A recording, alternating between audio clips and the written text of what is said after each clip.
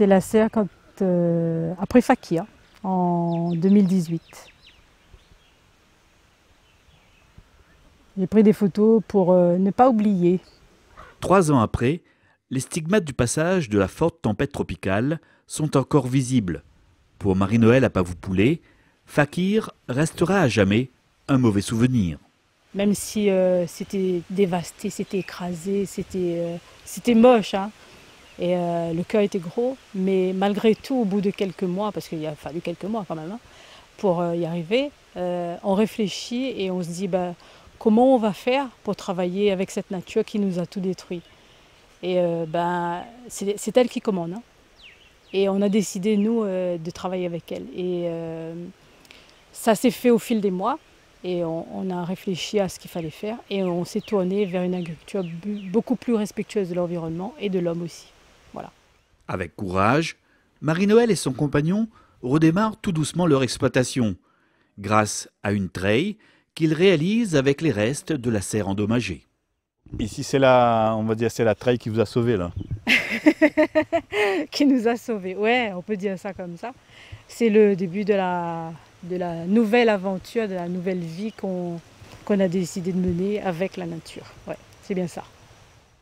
Barbadine verte, manger comme rougail chouchou, ou bien dans carré poulet, ou bien même achat, il marche.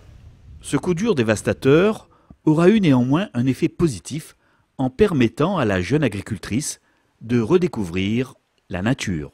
Je plantais presque rien dehors, quoi, hein. Je coupais les herbes à peine, quoi, hein, c'est tout. Mais mon principal travail, c'était dans la serre. Je m'occupais presque pas dehors du tout, quoi. Là, aujourd'hui, on a beaucoup de choses dehors et on mange beaucoup de ce qu'on produit, hein, entre les pois carrés, les barbadines, les ambrevates, les fruits de la passion, ça commence. Tout ce qu'il y a autour de nous, on les mange à la maison. Voilà. Il a fallu réapprendre un peu ou apprendre différemment. Oui, oui, dans la serre, j'avais appris à faire, c'est des techniques qu'on apprend quand on va en stage, en école et tout ça. C'était presque facile, entre guillemets, pas facile, mais c'était maîtrisé plus ou moins au bout de quelques années. Par contre, avec la nature dehors, c'est pas pareil, hein, parce que le temps, c'est pas nous qui maîtrisons. Et donc, il a fallu se réapproprier ce milieu qu'on connaissait, mais qu'on ne connaissait pas vraiment. On croit connaître, mais on ne connaît pas.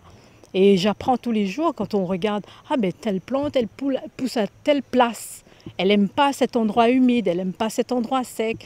Et il a fallu adapter, voir où c'est qu'on peut mettre cette plante-là. Étudier, celle-là, elle aime plus l'ombre.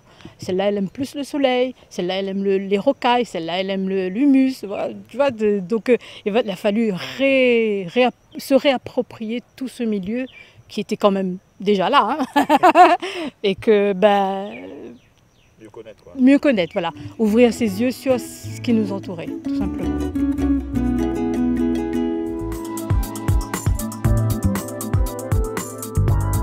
Par la force des éléments naturels, Marie-Noëlle Apavou-Poulé a transformé radicalement son exploitation agricole.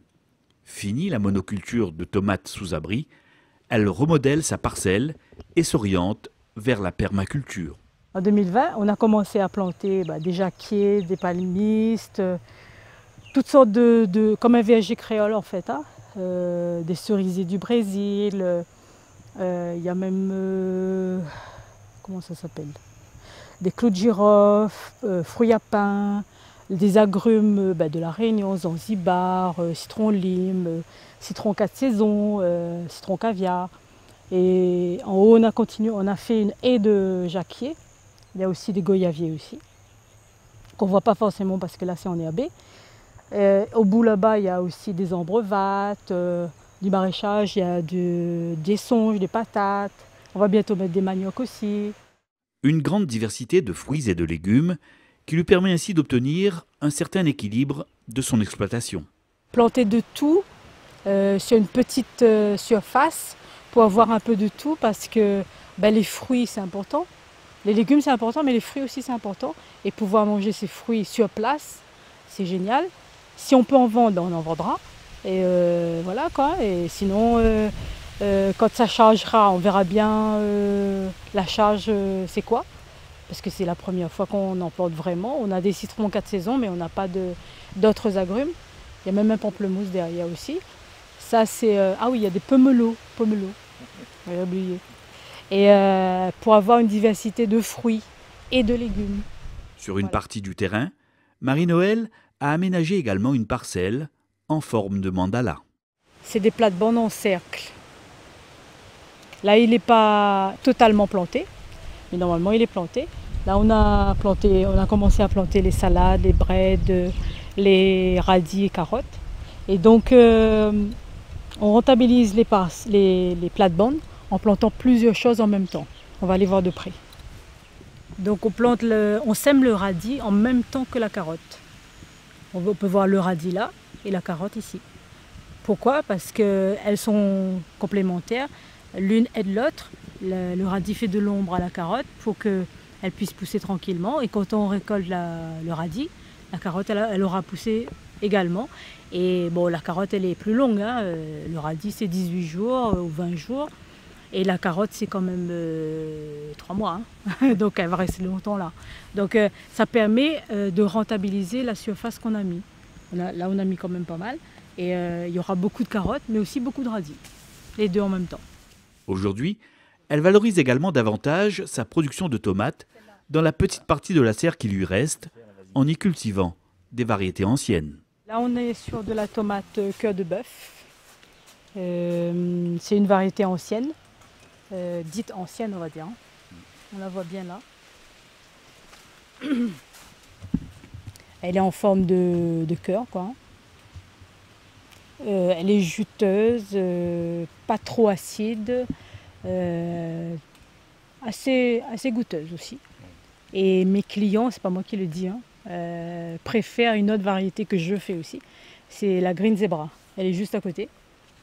Et ils disent que c'est plus goûteux. Alors moi aussi c'est ma préférée d'ailleurs. Mais ils préfèrent celle-là. Et là, elle n'est pas encore arrivée à maturité, elle est encore dure. Hein. Pourtant, elle a été plantée en même temps, mais elle est un petit peu plus tardive.